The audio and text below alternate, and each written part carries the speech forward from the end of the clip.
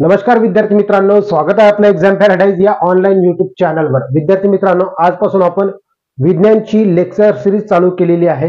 अतिशय महत्त्वाची लेक्चर ही सिरीज असेल आणि जे टॉपिक आपल्याला एक्झामच्या दृष्टिकोनातून महत्त्वाचे आहेत तेच टॉपिक आपण इथं क्लिअर करणार आहोत। म्हणजेच जास्तीत जास्त प्रश्न ज्या टॉपिकवर विचारलेले आहेत त्याच टॉपिकला आपण जास्त डिटेलमध्ये इथं पाहणार आहोत। ओके। आणि दुसरी गोष्ट म्हणजे येणारी जी पोलीस भरती आहे त्याच्यानंतर आरोग्य विभाग भरती राहिलेली आहे 40% आणि 50%, तसेच ग्रामसेवक भरती सुद्धा राहिलेली आहे। तर त्याच्यामध्ये हा टॉपिक अतिशय महत्त्वाचा असेल आपल्याला परीक्षेच्या दृष्टिकोनातून। तर हा लेक्चर अतिशय महत्त्वाचा आहे। अगदी बेसिक पासून आपण या विज्ञानच्या लेक्चर सिरीजला क्लिअर करणार आहोत। म्हणजेच पहिले सोप्या घटकाकडून आपण अवघड घटकांकडे जाणार आहोत। जे आपल्याला वैयक्तिक रिलेटेड असते त्या गोष्टीला आपण पहिले क्लिअर करणार, कारण त्याच्यावरच जास्तीत जास्त क्वेश्चन विचारतात। जसं की प्राणीशास्त्र झालं, याच्यावर जास्तीत जास्त क्वेश्चन पाहायला भेटतात। त्याच्यामध्ये सजीवशास्त्र झालं, बरोबर आहे। तर ह्या टॉपिकवर आपण जास्तीत जास्त माहिती कलेक्ट करून तुम्हाला प्रोव्हाइड करणार आहोत। तत्पूर्वी विद्यार्थी मित्रांनो, जर तुम्ही आमच्या चॅनलवर नवीन आले असाल तर डिस्क्रिप्शन बॉक्समध्ये व्हॉट्सअपची लिंक मी इथं दिलेली आहे। त्या व्हॉट्सअपच्या लिंकवर जाऊन तुम्ही क्लिक करायचं व्हिडिओ झाल्याच्या नंतर, आणि तिथे जाऊन तुम्हाला त्या व्हॉट्सअपच्या लिंकवर गेल्यानंतर तुम्ही ज्या ग्रुपला जॉईन होणार तिथे तुम्हाला इंग्रजीची नोट्स, त्याच्यानंतर गणिताचे जे बी क्वेश्चन असतील प्रॅक्टिस साठी तिथं मी तुम्हाला टाकणार आहे। आणि त्याच्यानंतर चालू घडामोडी असेल किंवा इतर विषयांचा सुद्धा अभ्यास असेल त्याच्यामध्ये विविध प्रकारच्या नोट्स तुम्हाला त्या ग्रुपमध्ये अवेलेबल असतील अगदी फ्रीमध्ये। तर विद्यार्थी मित्रांनो, तुम्ही काय करायचं आहे, त्या ग्रुपला जॉईन होऊन जायचं आहे आणि आपल्या जास्तीत जास्त मित्रांना त्याच्यामध्ये इन्व्हॉल्व करायचं आहे। ओके, चला तर मग वेळ वाया घालवता चालू करूया आपल्या सेशनला। पोषक द्रव्य आपण हा टॉपिक पाहणार आहोत। पोषक द्रव्य म्हणजे काय? व्यक्ती अन्न खात असतो, बरोबर आहे। तर त्यावेळेस त्याला चयापचय क्रियेमध्ये भाग घेणारे अतिशय महत्त्वाचे पोषक द्रव्य असतात। तर त्याला पोषक द्रव्य आपण म्हणत असतो। जसं की आपण कोणते अन्न खात असतो तर त्याच्यातून आपल्याला काही ना काही पोषण मिळत असतो, बरोबर आहे। परंतु लक्ष द्या, लहान मुलं जे राहतात त्यांना काही ऍडव्हर्टाईज तुम्ही पाहिलेले असतील की जसं की हॉर्लिक्स झालं, बोर्नव्हिटा झाला, अशा पद्धतीचे ऍड पाहिलेले असतील तर तुम्हाला काय म्हणतात की याच्यामध्ये अन्नाचं प्रमाण जास्त आहे किंवा मग पोषक द्रव्याचं प्रमाण जास्त आहे, बरोबर आहे।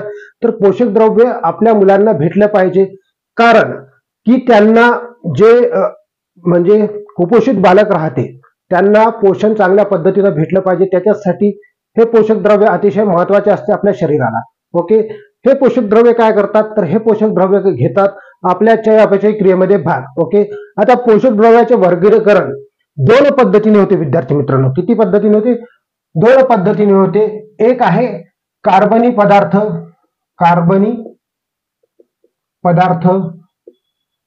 ओके, आणि दुसरा आहे अकार्बनी पदार्थ,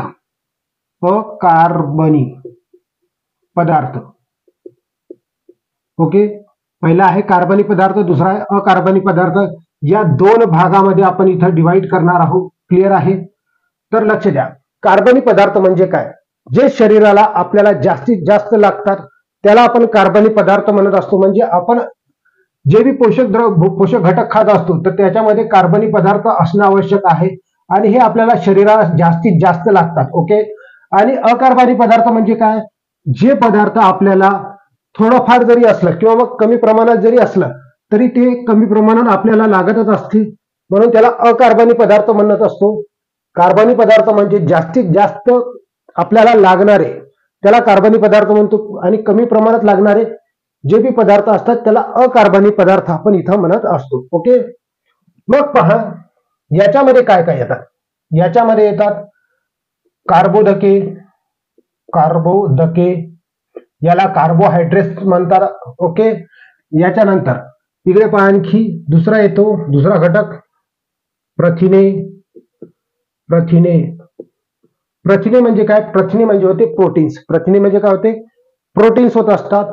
आपण ऍड मध्ये पाहतो की प्रोटीनची कमी आहे, अशा पद्धतीचे ऍड आपण पाहत असतो, तर हे प्रथिने तेच आहेत। ओके, त्याच्यानंतर तिसरा आहे स्निग्ध पदार्थ।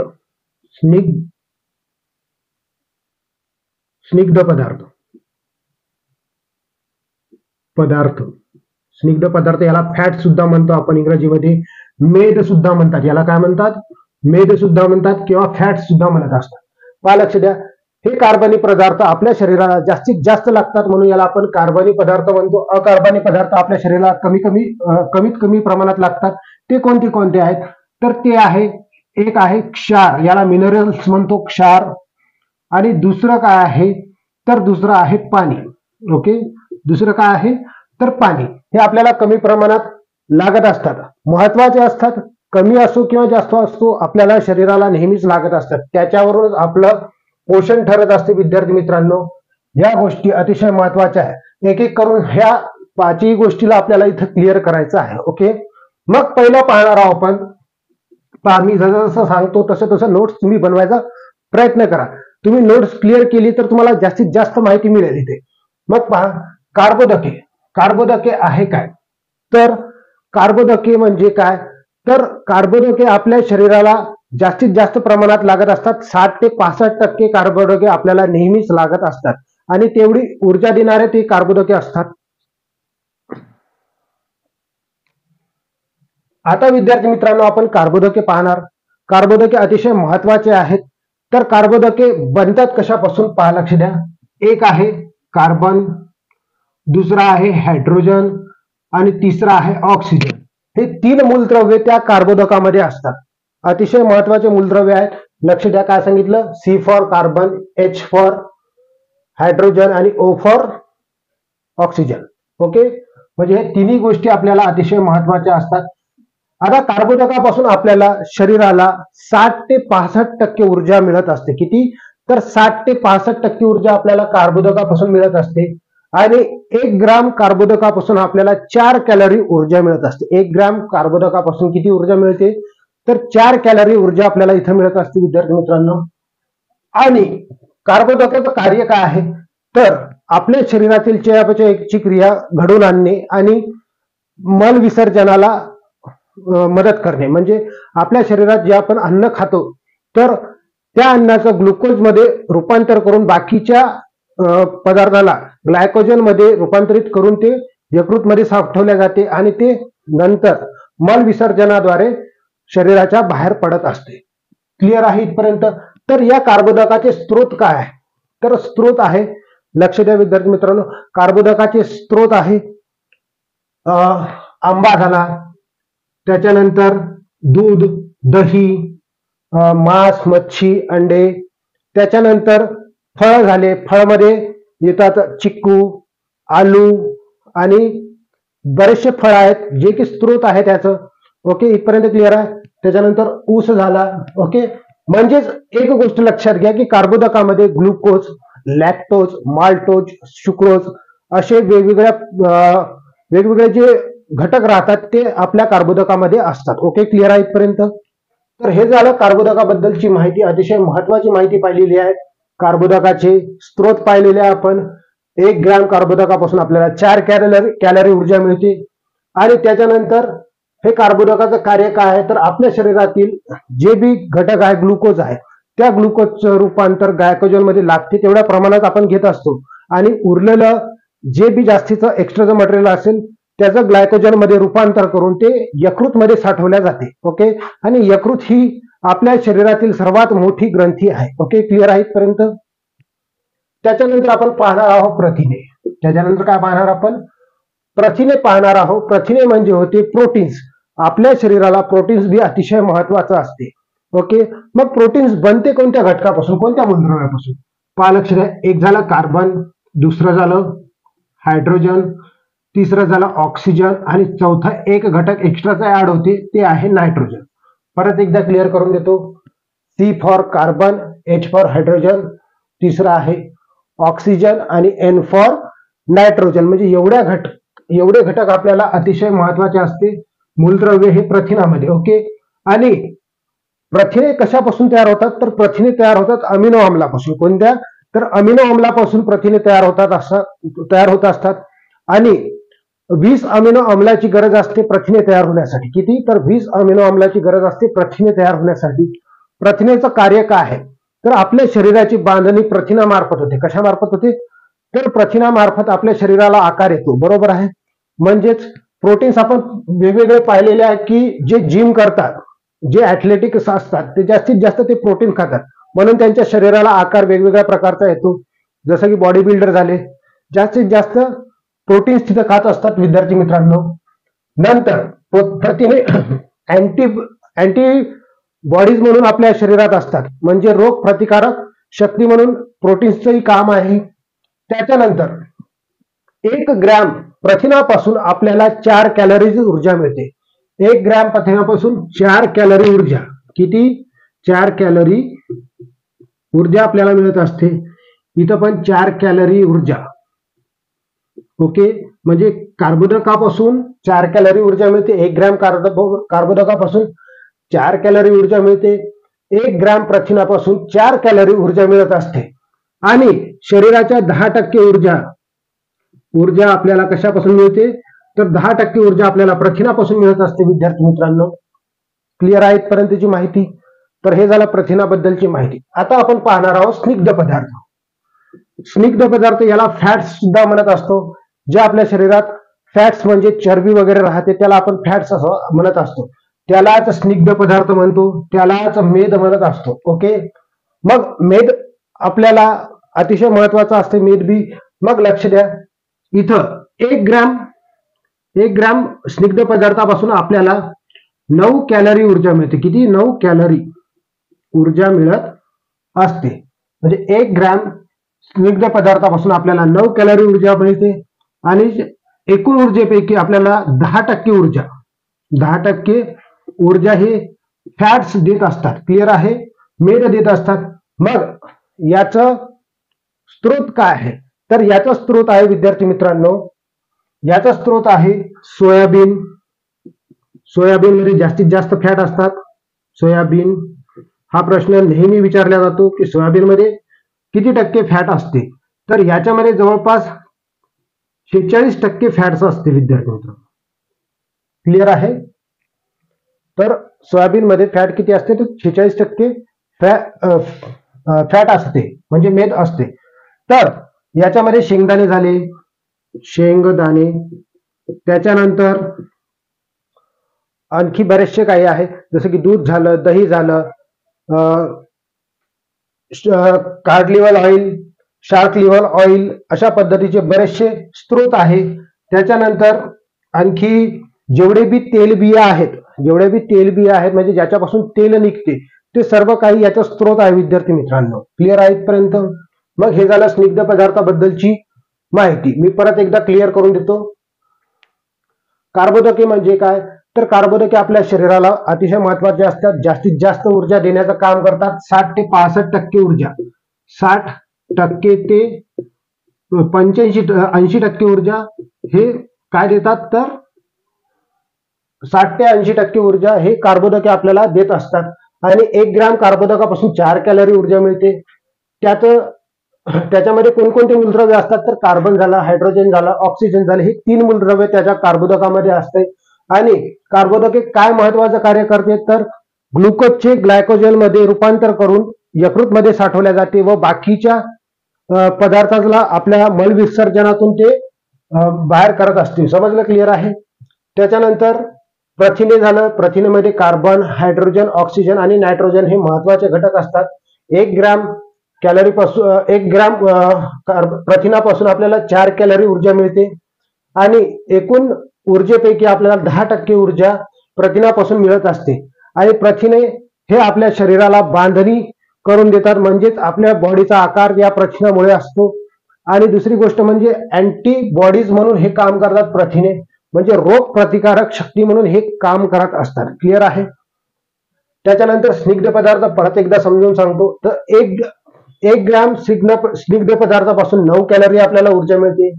एकूण ऊर्जेच्या 10% ऊर्जा आपल्याला फॅट्स पासून म्हणजेच मेदापासून मिळते. त्याच्यानंतर याचे स्त्रोत काय आहे? तर सोयाबीन झालं, शेंगदाणे झाले, जेवढे बी तेलबियायुक्त आहे तर त्याच्यापासून आपल्याला काय मिळते? तर स्निग्ध पदार्थ झाला, shark liver oil, cod liver oil. Okay, इथपर्यंत क्लिअर आहे? आता आपण क्षार पाहणार आहोत. क्षार हे अतिशय महत्वाचं आहे. पाणी तर आपल्या शरीराला लागत असते नेहमी. ओके, तर अकार्बनी पदार्थ आपण क्षार पाहणार. आता विद्यार्थी मित्रांनो आपण खनिजे किंवा क्षार पाहणार आहोत. क्षार हे अतिशय महत्वाचे असतात जे की अकार्बनी असतात. क्षार ओके. तर क्षार आहे कोणते कोणते? पहिला आहे कॅल्शियम, कॅल्शियम, कॅल्शियम आणि फॉस्फरस, फॉस्फरस. कॅल्शियम आणि फॉस्फरस एकातच पाहणार आहोत आपण, कॅल्शियम आणि फॉस्फरस.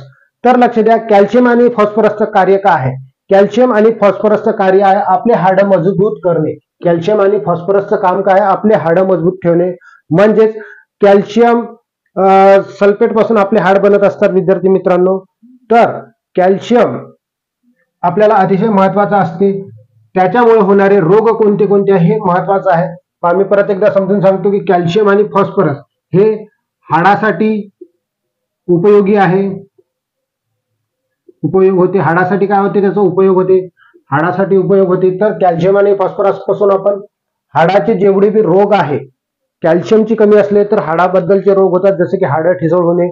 जर लहान मुलगा असेल तर मुडदूस हा रोग ऐकलेला असेल तर मुडदूस होते. आणि त्याच्यानंतर जर व्यक्ती मोठा असेल, वयोवृद्ध असेल, जास्त वयाचा असेल तर त्यांना काय होते? तर त्यांचे हाडं ठिसूळ होतात. ओके. मग याचे स्त्रोत काय आहे? याचे स्त्रोत आहे अंड्यातील पिवळा बलक, मांस, मच्छी, त्याच्यानंतर जेवढे बी दुधापासून बनणारे पदार्थ आहेत, जसे की दूध झालं, दही झालं, त्याच्यानंतर ताक, हे सर्व गोष्टी त्याचे स्त्रोत आहे विद्यार्थी मित्रांनो. अतिशय महत्वाचे आहे. लक्षात घेऊन तुम्ही हे नोट करून घ्या. त्याच्यानंतर येईल लोह. त्याच्यानंतर काय? लोह. आता लोह आपल्या शरीरात रक्तात असते लोह, आणि लोहाच्या कमतरतेमुळे आपल्याला रोग होतो, पंडुरोग. त्याला काय म्हणतो आपण? रोग कोणता होतो? तर रोग होतो पंडू रोग. त्याला आपण ॲनिमिया असं म्हणतो. ॲनिमिया. क्लिअर आहे? ॲनिमिया आपण हा रोग म्हणत असतो. पंडुरोग त्याला म्हणतो. आता जसं आपण शाळेत असतो तर लहान मुलींना किंवा लहान मुलांना फॉलिक ऍसिडच्या गोळ्या आपल्याला खायला मिळतात, बरोबर आहे, शाळेमध्ये असताना. तर त्याच्यामध्ये काय राहते? तर लोहाचं प्रमाण जास्त असते. आणि लोह काय करते? तर लोह आपल्या शरीराच्या प्रत्येक पेशीपर्यंत ऑक्सिजनचं वहन करते. हे सर्वात महत्वाचं काम आहे. सर्वात महत्वाचं काम कोणतं सांगितलं? तर लोह हे आपल्या शरीराच्या प्रत्येक भागापर्यंत, प्रत्येक पेशीपर्यंत ऑक्सिजनचे वहन करते. ऑक्सिजनचे वहन. ओके, क्लिअर आहे? तर हे याचे अतिशय महत्वाचं कार्य झालेलं आहे. आणि दुसरी गोष्ट म्हणजे लोह. लोहाचा स्त्रोत काय आहे? तर मनुका झालं, बदाम झालं, त्याच्यानंतर दूधजन्य पदार्थ, अंड्यातील पिवळा बलक, ह्या सर्व गोष्टी अतिशय महत्वाच्या आपल्याला नेहमी घेत राहायला पाहिजे. तर हे लोहाची कमतरता त्याच्यामुळे निघून जाते. आणि जे मनुका आहेत त्या मनुकामध्ये लोहाचं प्रमाण जास्त असते, म्हणून आपल्याला मनुका सुद्धा खायला म्हणजे खायला पाहिजेत. ओके, क्लिअर आहे इथपर्यंत? त्याच्यानंतर तिसरं पाहणार आपण आयोडीन. आयोडीन. आयोडीन हे अतिशय महत्वाचं आहे. तुम्ही ऍड वगैरे पाहत असतात. तर आयोडीनच्या कमतरतेमुळे आपल्याला गलगंड हा रोग होतो. कोणता रोग होतो? तर रोग होतो आपल्याला गलगंड. गलगंड. ओके.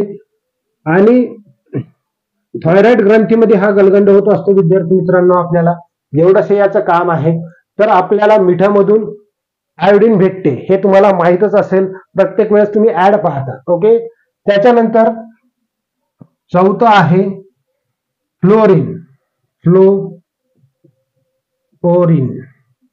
फ्लोरीन. ओके. फ्लोरीनच्या अभावामुळे आपल्याला हिरड्या म्हणजेच दात जे झाले, दाताचा रोग होतो. दाताचे रोग होतात, जसं की दात पिवळे पडणे, बरोबर आहे, त्याची झीज होणे या पद्धतीचे, किंवा मग दातावर वेगवेगळा थर तयार होणे, हे रोग होतात फ्लोरीनच्या अभावी. ओके. मग हे 4-5 जे क्षार आहे त्याच्यात कॅल्शियम आणि फॉस्फरस आपण पाहिलं, लोह पाहिलं, आयोडीन पाहिलं, त्याच्यानंतर फ्लोरीन पाहिलं. इतके हे जे क्षार आहे अतिशय महत्वाचे आहे विद्यार्थी मित्रांनो. इथंच हा लेक्चर संपलेला आहे. आणि व्हिडिओ आवडला असेल तर व्हिडिओला लाईक करा, चॅनलवर नवीन असेल तर चॅनलला सबस्क्राईब करा. अशाच पद्धतीचे व्हिडिओ आणि त्याची एक्स्ट्रा डिटेल माहिती तुम्हाला आमच्या व्हिडिओच्या माध्यमातून भेटत राहील. धन्यवाद.